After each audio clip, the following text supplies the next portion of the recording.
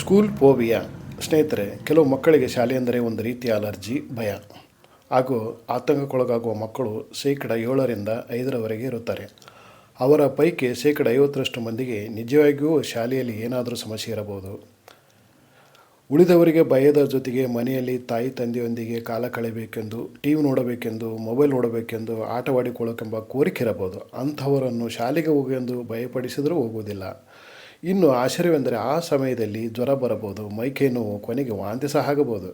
ಆದರೆ ತಂದೆ ತಾಯಿಯವರು ಅದರ ಬಗ್ಗೆ ಹೆಚ್ಚು ತಲೆ ಕೆಡಿಸಿಕೊಳ್ಳಬಾರದು.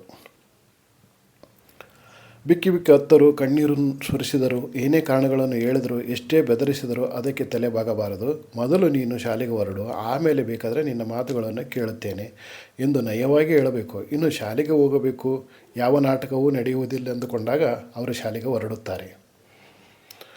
ಸಾಧ್ಯವಾದಷ್ಟು ಮಟ್ಟಿಗೆ ಆ ಸಮಯದಲ್ಲಿ ಹೆಚ್ಚು ತಿಂಡಿ ಕೊಡಬಾರದೆಂಬುದು ಮಾನಸಿಕ ತಜ್ಞರ ಸಲಹೆ. ಏಕೆಂದರೆ ಮನಸ್ಸು ಸರಿಯಾಗಿಲ್ಲವಾದ್ದರಿಂದ ವಾಂತಿ ಮಾಡಿಕೊಳ್ಳಬಹುದು.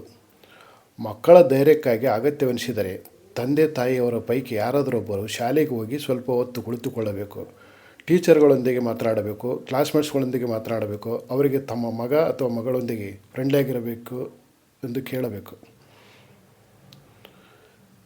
ಮಕ್ಕಳಲ್ಲಿ ನಿಧಾನವಾಗಿ ಈ ಸ್ಕೂಲ್ ಫೋಬಿಯಾ ಕಡಿಮೆ ಆಗೋವರೆಗೂ ಹೆತ್ತವರಿಗೆ ಈ ರೀತಿಯ ಕಷ್ಟ ಶ್ರಮ ಅನಿವಾರ್ಯವಾಗಿರುತ್ತೆ.